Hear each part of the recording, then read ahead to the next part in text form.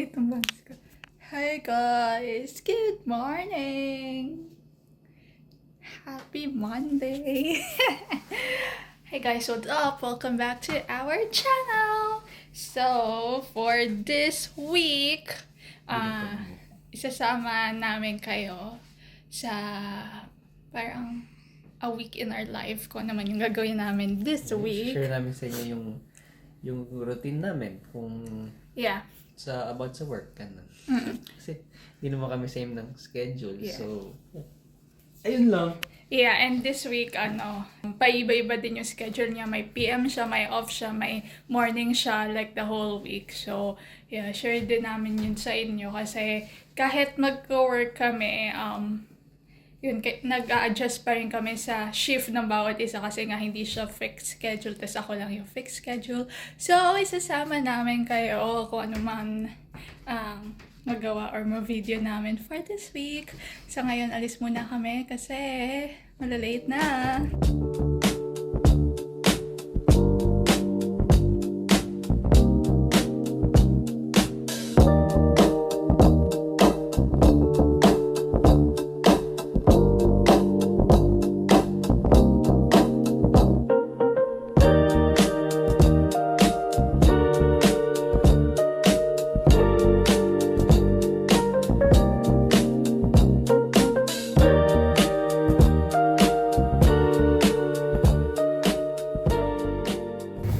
Tuwing umaga, kinakaskas namin yan. Kasi masyadong matagal kapag nag-intay kami. Pagka sobrang lamig dito, nagpo-frozen yung windshield. Yeah. Wala kami nung pangharang. Yung parang pinapatong sa windshield. Pero I don't think we need it talaga. Mm-hmm. Hindi ko okay lang. Hindi naman big deal magkaskas. Pero ginagamit namin is credit card or yung mga membership card pang tagaleta pag gano'n. Yeah.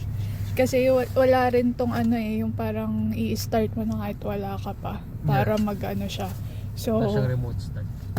wala nun. So, ayun, pagkasakay namin dito, mga 10 minutes lang kami max. Kasi malalate na kapag dumagpas pa 10 minutes. Kaya kinakaskas namin yan. Ayan, dami pang mga yellow. Ito ang bintana dun eh. Hindi siya basta maaalis. Kailangan mo din kaskasin sa labas. Ayun. Yun ang isa sa daily routine. Kasi wala nang nag-winter na dito. Yeah. Stress, hindi naman nalilinis tong parking lot. Yeah. Hirap din yun. Ang nililinis lang is yung parking lang talaga namin. Pero yung daan, like ito, ganyan. Hindi ka Parang hirap si winter. Kasi hindi siya nagamit kahapon eh. Hindi, kapag yun, pansin rin namin, kapag hindi matagal nagamit yung sasakyan, kailangan muna siyang matagal na naka-open yung makina bago kayo umalis. Kasi medyo hirap siya. Ayun, kailangan niyang bumuelo. Ito ang kalagayan ngayon. Winter. Ayun, ngayon na lang ulit. Hey guys. So it's 3:45 PM and ako na lang tao dito sa office. Papagpanggap tayo. Alis na rin ako maya-maya. Si Kyle kakapasok lang niya ng 3 PM. Tapos ako pa uwi na.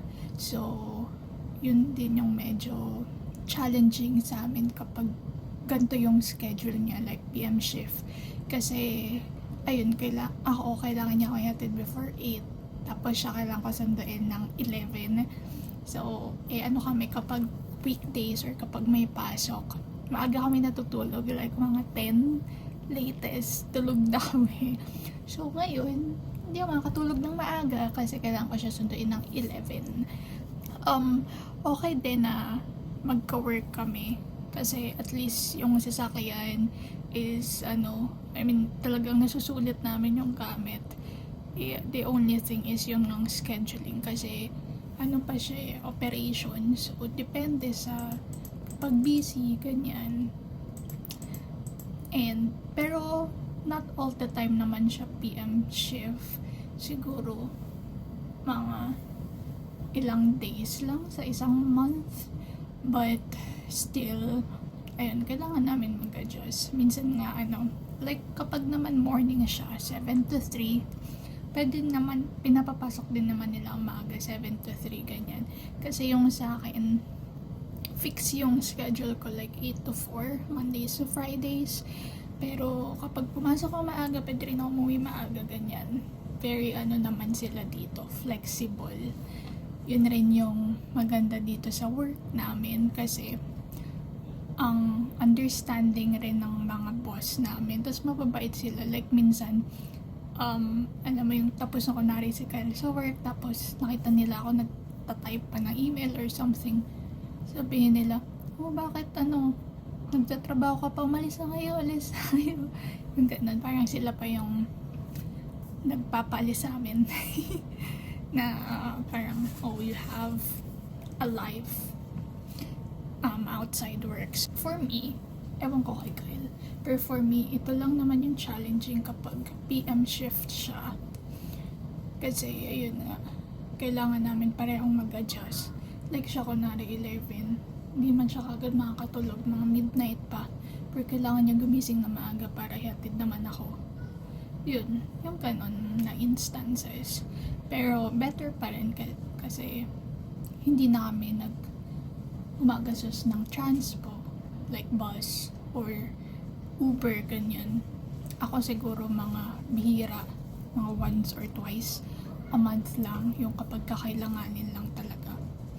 Kapag kunwari may malakas na snowstorm, minsan ayaw na ako pag-drive ni Kyle, kaya sabi niya, Uber ka na lang, siya na ang dala sa kayan, ganyan. Ayun, anyway, may tinatapos lang ako dito. Then, uuwi na ako. Tapos, mamaya, susunduin ko siya. Wala sa labas, pakita ko siya sa inyo. Yan siya. Yun o. At ewan ko kakita niyo. Pero yun siya. Kasi, nasa taas ng desk ko yung CCTV. So, ayun, tinitingnan lang namin. Like, kunwari kailangan ng help sa desk. Yun, pwede kami mag-help, ganyan. Tapos, na nga pala, life update na lang din. Bago ako umalis talaga dito. Ayun, may alis na ako. 7 months na ako dito. Ngayong March 5, kasi August 5 ako nag-start. So, last month, nakuha ko na rin yung mga benefits namin, like yung health insurance, health card, ganyan. So, ginawa nila, dahil para naman kami, nag-work dito ni Kyle. Parang dependent na lang siya sa akin. Para ako na lang kakaltasan. So, ako yung kakaltasan sa sahod. Well, anyway, ayun, okay naman yung benefits nila dito. Tapos, ayun, nagpa-schedule na rin ako ng dental appointment namin ni Kyle. Actually, sa Wednesday, yung mga natatawagan kong dental dito, dental clinic, parang kailangan nila ng muna kayo i-assess, ganyan. Pwede i-assess na parang i-screening daw muna kayo. Sabi ko, kasi kailangan ko lang naman i-screening and pasta. Tapos sabi, since new patient ka, kailangan mo mag-undergo for screening. Mag-screening kami sa Wednesday. And siya, parang 9:30 ng umaga. Di ba 8 to 4 nga ako. So, ayun din pala yung magkagandaan dito sa work. Parang understanding sila kapag may mga appointment. So, ayun, magsasabi na lang ako na kailangan ko umalis ng 9:30, tapos balik na lang ako. Kasi, yung mga dental clinic is Mondays to Fridays lang karamihan. Wala talaga silang weekend. Tapos yung mga iba wala din Friday. Tapos office hours, like 8 to 5. So, kailangan mo talagang parang mag-make time for that. Yung nakaraan kasi na insurance ko for my previous work, hindi ko din talaga nagamit. And sabi nila parang konti lang yung... Ay hindi, nagamit ko pala itong salamin na to. Yung iba hindi ko na nagamit, even yung massage and all that. So, ngayon, try natin gamitin kasi binabayaran natin yun. And kasama naman siya sa benefits, so why not? Ayun. Well, 3:52 na. Pwede na akong umuwi. Kasi wala na rin naman akong kasama dito. Uwi na din ako. Kasi kailangan ko pang i-open yung makina ni Winter ng medyo matagal. Kasi nga, medyo napapagod siya kapag mabilisan lang. Parang kailangan niyang unang bumuelo. Ang lamig rin naman kasi talaga lately. Pero this week, magiging maganda yung weather.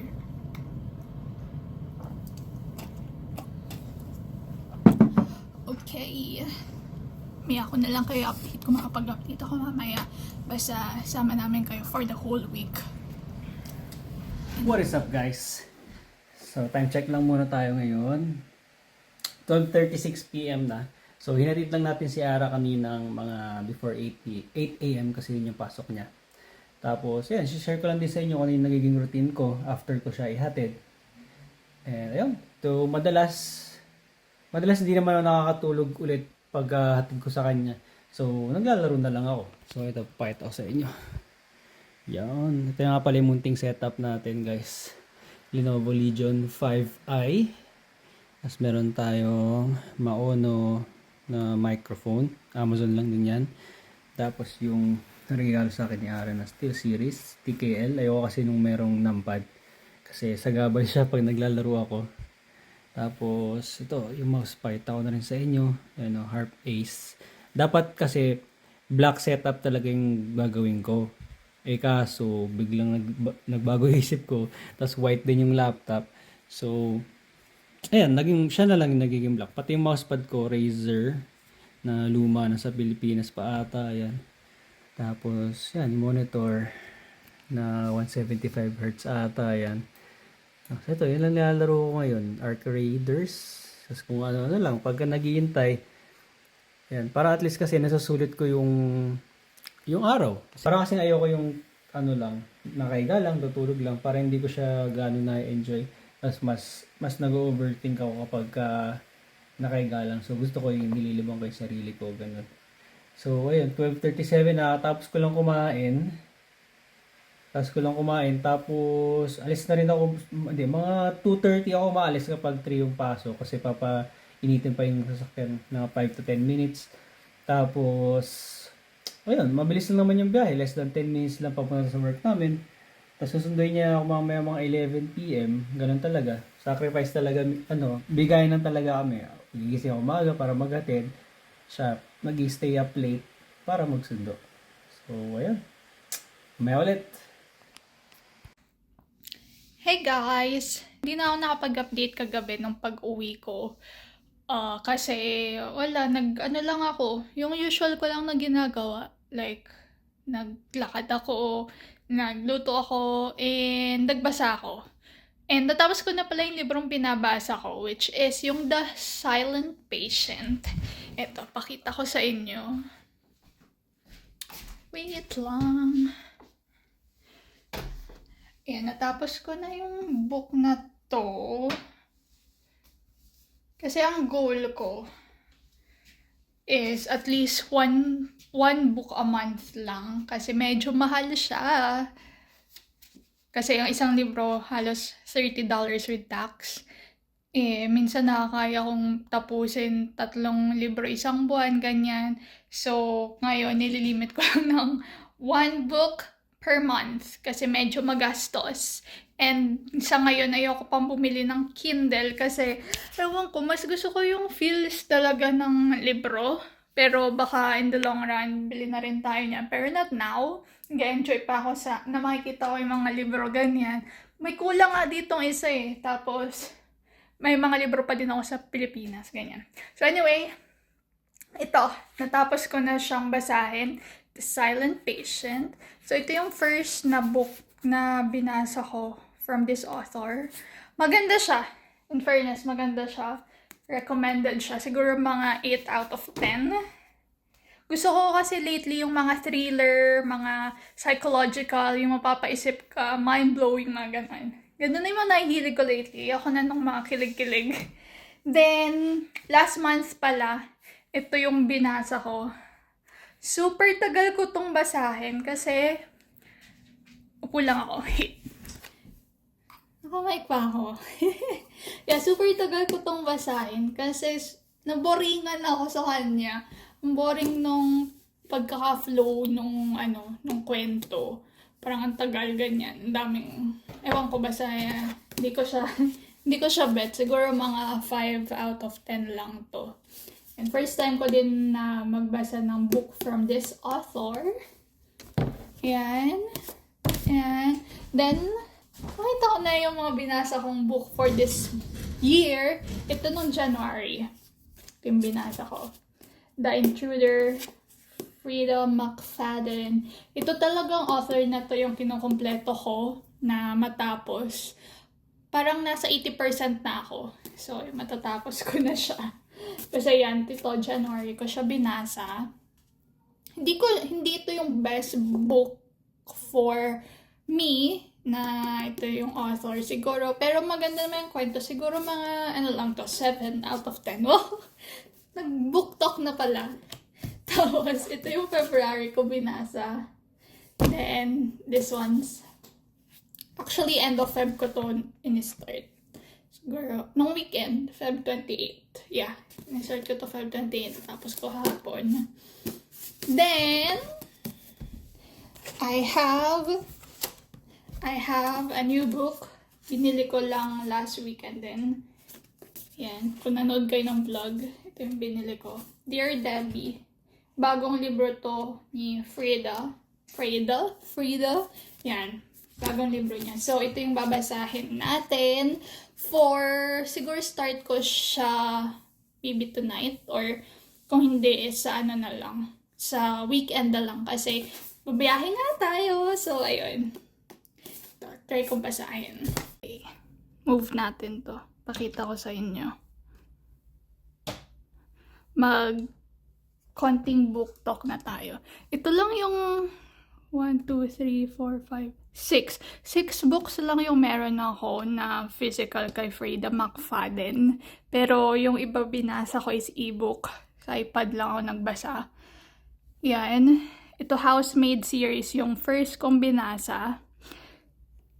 Super nagustuhan ko tong Housemaid kaya nagtuloy-tuloy ako. Itong dalawa parang ganon. But this one's good. I like Wardy rin. The Intruder. Then itong Dear Debbie. Yun nga yung babasahin ko sa susunod. Then, okay, pakita ko sa inyo yung sa iPad. Di ko na nabasa yung mga yan. Yung mga kay Colleen Hoover. Kasi na-boring ako. Kasi kilig-kilig lang. Ito ang Inmate. Super nice. I like this. And Never Lie. Never Lie yung isa ko ring favorite. Ito The Crush, hindi masyado. Hindi ko siya masyadong gusto. Yeah. Ayan yung mga nabasa ko. So, 6 yun yung physical books ko. Tapos ito, 1, 2, 3, 4, 5, 6. Tapos ito, hindi ko pala ito nabasa. 3% pa lang. Yan. So, 12 books ay nabasa ko for this author. And favorite ko yung The Housemaid, yung part 1, yung blue na book. I like this, The Inmate. I like rin Never Lie. I like rin The Teacher, The Tenant. Itong The Crush, The Boyfriend, hindi kaano, pero okay din naman. Yan. Ito pa pala, magbabasa pa ako nito, Do Not Disturb. Yan.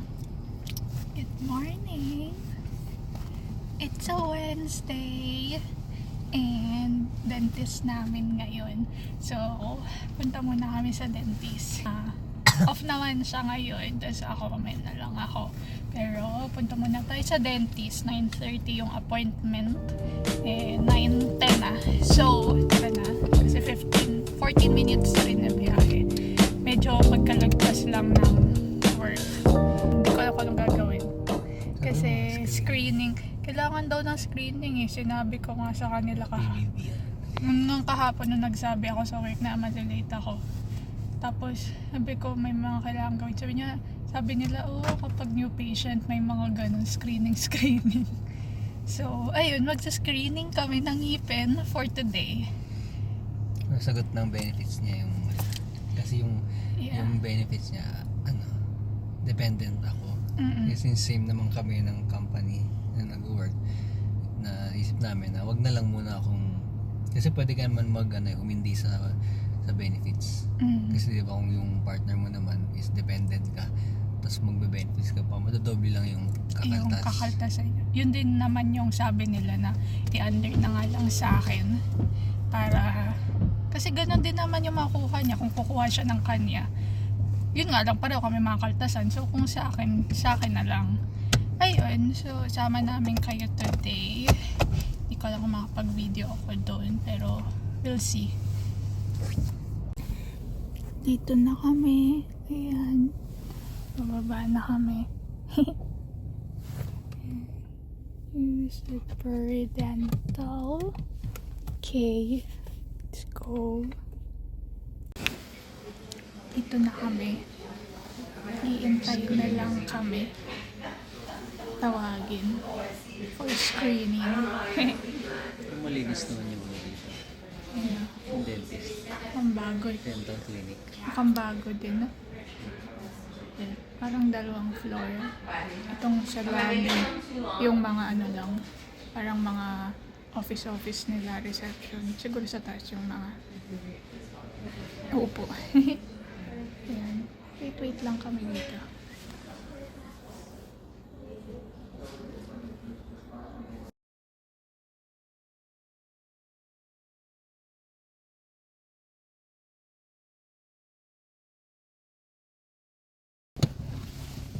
Hello! We are back!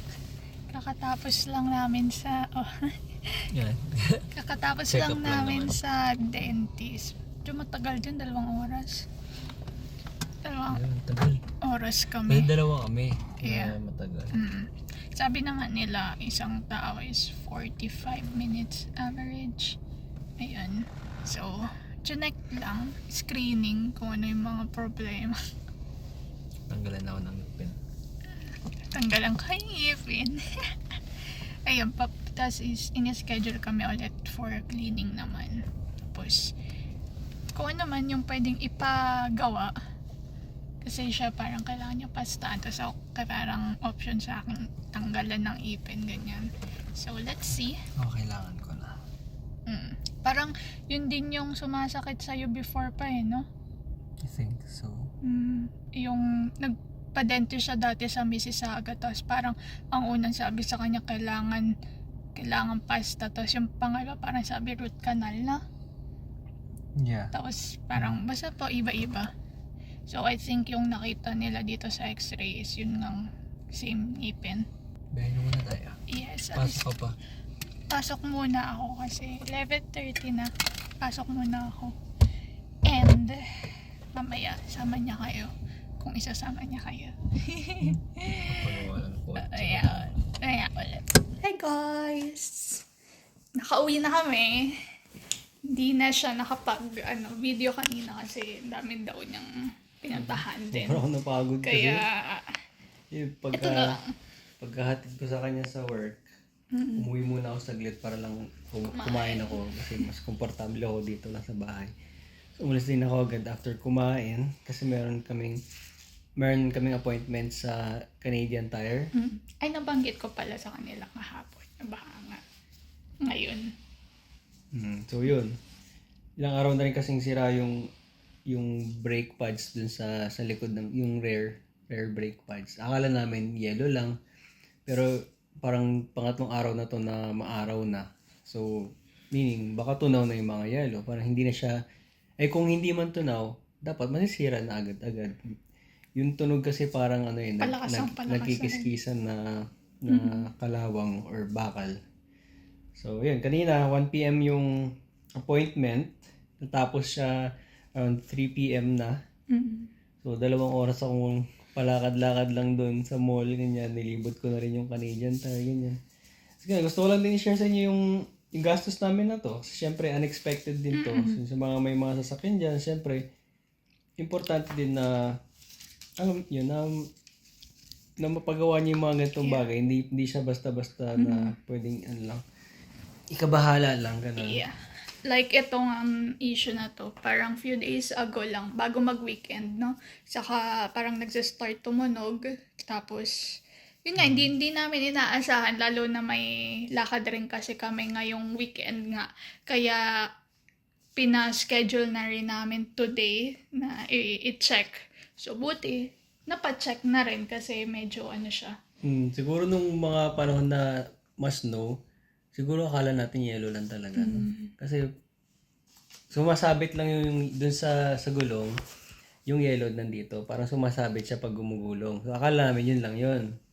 Tapos ngayon, parang hindi, no? So, ayun, pinacheck na nga namin. Ito, discuss ko na rin. Very, very light lang. Pakita ko muna sa inyo. Screenshot. Wait lang, takpan natin yung vehicle information. Baka puntahan nyo kami. Then, hindi ko alam makita nyo, pero post nyo na lang yung screenshot nyo. Babanggitin ko rin naman. So, yan, sabi ko doon, pagpasok ko, sabi ko, kasi bago ka pumunta ng Canadian Tire, magpapa-appointment ka muna through online or app or phone. Sabi ko, yung brake pads pakasira na kasi parang may tumutunog na iba. So, yung brake inspection is $50, 50, para lang i-inspect kung anong meron, kung anong kailangan gawin. Tapos, yung pag-alis lang, remove and replace brake shoes, yun yung ganun, sa brake. I don't know. Yung sapatos shoes. That's 140. $139.50. Ibig sabihin yung paglinis, yung paglagay ng lubricant, or pag-replace nung part na papalitan mo. Kung bagay pag-alis lang siya, paglinis, ganyan. Tapos, grinding disc. Pagkakaintindi ko, ito yung syempre yung bilog, may something doon. Tapos, nilinis din yung brake, $4. Tapos, yung brake pad mismo is $89.99, so $90. Tapos, dalawang rotor, brake rotor. Hindi ko rin masyadong kabisado kung ano yun. Tapos, yun. Total is $602.53. Yung labor na naman nagpamahal. Kasama yung 260. labor. Nasa yung labor? 260 ang labor.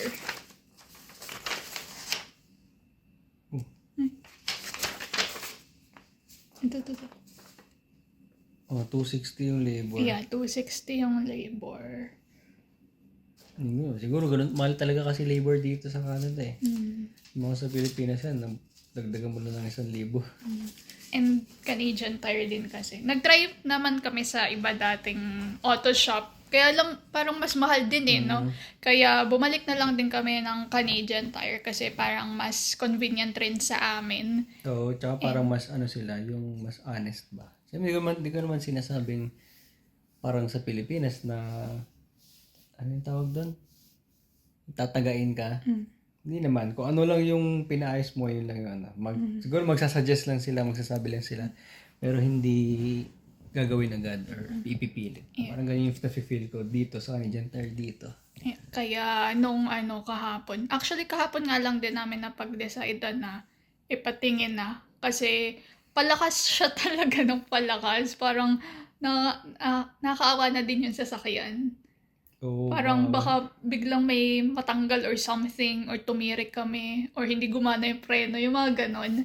Yeah. Kaya pina-check na din namin, which is yun nga, kapag nakatira kayo sa lugar na mas snow or grabe yung winter din, parang isa na rin siya sa mga parang magiging, iisipin mo. Kasi kalawang talagang kakalawangin yan. Siguro bumilis kumalawang nung lumipat kami dito kasi nga mas malala yung snow. So, ayun. Kasi matagal siya nakababad sa snow. Kasi matataas nga yung mga snow dito. Tapos syempre, pag nag-aasin, doon mo pupunta rin sa ilalim ng sasakyan yung asin. So, nagkakos ng rust. And yun ngang parking namin, di ba, pinakita naman namin ng mga last videos na hindi siya talaga rin nalilinis ng maayos. Maputik, hindi siya yung sementado. Until now, ma-snow pa rin talaga yung parking. So, feeling ko gawa din nun. Like, medyo nakalubog yung I mean, dikit sa sasakyan yung snow talaga. So, yun din yung mga kailangang isipin. Parang ang napapansin namin na parang lumalabas yung mga kailangan ipaayos dun sa sasakyan. Na hindi. Parang nanibago yung sasakyan namin. Tulad namin. Oo, parang nag-adjust rin siya.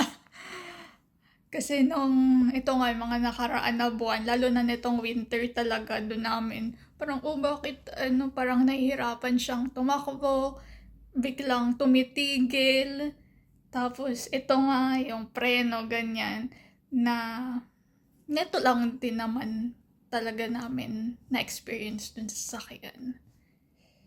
Ayun, so ngayon, okay na siya. Makakabiyahe na tayo ng payapa sa Friday. Gusto lang namin i-share din sa inyo. And sabi ko nga, isasama namin kayo for this week. Pero, dito na namin siguro tatapusin yung video. And abangan nyo na lang yung susunod naming video. Yung next pa nito, yung first travel vlog namin. Together. And guys, don't forget to use my promo code Kyle3413. Top send.